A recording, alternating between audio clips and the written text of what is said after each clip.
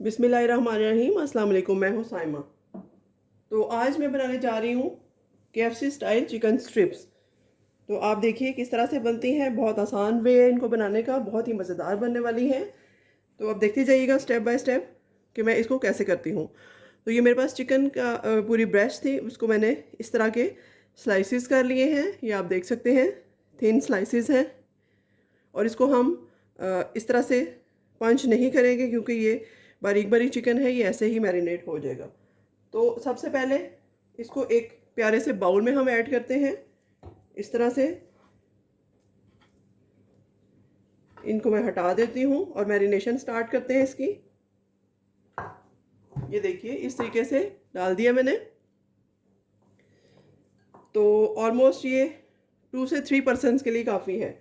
तो सबसे पहले इसमें मैं 1 टेबलस्पून सिरका ऐड करूँगी, जो कि अगर आप चाहें तो सिरका डाल सकते हैं और अगर आप चाहें तो लेमन जूस डाल सकते हैं इसकी बजाय। तो यहाँ थोड़ी सी क्रश चिली डाल दूँगी, जो कि इसके टेस्ट में इजाफा करेगी। और 1 टेबलस्पून इसमें बेकिंग पाउडर जाएगा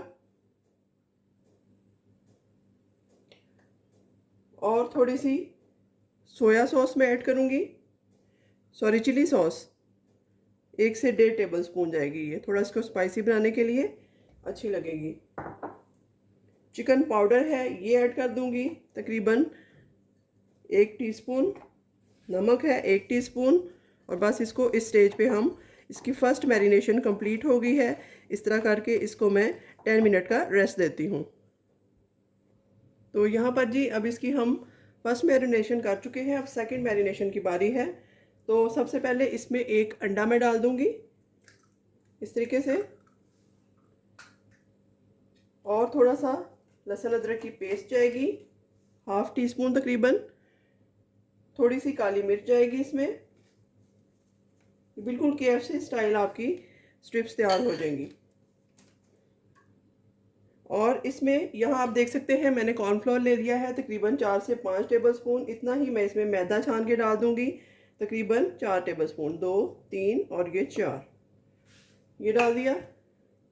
अब इसमें ये ऐड कर देंगे सारा कुछ और इसको मिक्स कर लेंगे अच्छे से। तो यहाँ पर देखिए जी ये मिक्स हो चुका है। अब इसको 10 मिनट और रेस्ट देते हैं और चलते हैं चूल्हे की तरफ। तो यहाँ पर देखिए जी मैंने पैन को रख दिया है और इसमें इसको साफ़ करके इसमें घी या ऑयल डाल दें आप। वो मैंने डाल लिया है और इसको देखते हैं कि टेम्परेचर इसका हाई हुआ है या नहीं। तो ऑलमोस्ट ये हो चुका है। अब इसमें हम ये अपनी बारी बारी स्ट्रिप्स ऐड करते हैं जिनको हमने मैरिनेट करके रखा था।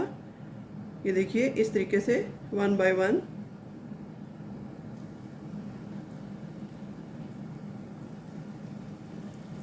और हीट को हम बिल्कुल स्लो कर देंगे।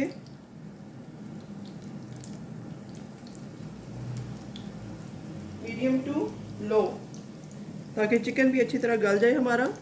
ये देखिए इस तरीके से जितनी इसमें स्पेस है उतनी मैं ऐड कर देती हूँ, बाकी हम बाद में कर लेंगे। ये देखिए इस तरह से लंबी लंबी स्ट्रिप्स हैं मज़ेदार सी, इनको कर लेते हैं और बाकी बाद में कर लेंगे। अब इनको तकरीबन 6 मिनट दोनों तरफ से कुक करूँगी, बिल्कुल स्लो हीट पे। तो 6 मिनट तक इसको रोस्ट होने देते हैं, फिर इसकी साइड चेंज करते हैं। और जैसे ये रोस्ट हो रहा है इस दौरान इसको मैं लिड से कवर कर दूँगी और ये होता रहेगा बिल्कुल स्लो हीट पे। तब तक हम चटनी तैयार कर लेते हैं, सॉस। तो यहाँ हम चिकन स्ट्रिप्स के लिए अपनी सॉस तैयार करते हैं। सबसे पहले मैंने मायो ले ली है, 2 से 3 टेबलस्पून आप ले सकते हैं। इसमें मैं डालूँगी थोड़ी सी थाउजेंड सॉस, तकरीबन 2 टेबलस्पून। ये मार्केट में आसानी से अवेलेबल है, आप ले सकते हैं। और इसके बाद मैं डालूँगी इसमें थोड़ी सी चिली सॉस, तकरीबन 1 टेबलस्पून। ये देखिए कितनी काफ़ी रहेगी, फिर ज़्यादा तीखी हो जाएगी।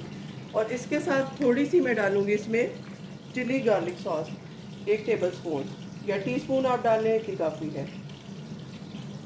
तो बस जी इस तरीके से हम अपनी सॉस तैयार करेंगे। इसको अच्छा सा मिक्स देंगे कि किसी भी फ्राइज़ के साथ, इवन पकौड़ों के साथ भी, चिकन स्ट्रिप्स के साथ बहुत मज़ेदार लगती है। आप इसको ज़रूर ट्राई कीजिएगा। ये देखिए अच्छे से मिक्स देते हैं इसको, और ये बिल्कुल सबवे स्टाइल की सॉस हमारी बनकर रेडी है। तो चलते हैं स्ट्रिप्स की तरफ। तो इस लिड को उठा के देखते हैं क्या पोजीशन है। हल्का हल्का इनकी साइड चेंज करते हैं, ये देखिए इस तरीके से।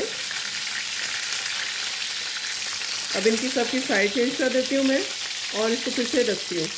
अच्छा, एक छोटी सी टिप ये भी है कि इसमें मैं थोड़ा सा हल्का सा पानी ऐड कर दूँगी, 2 से 3 टेबलस्पून तक, और स्लो हीट पे इसको पकने देते हैं। इससे बहुत ज़्यादा सॉफ्टनेस आएगी इसमें, बहुत हार्ड नहीं बनेगी, बड़ी अच्छी सी बन जाएगी।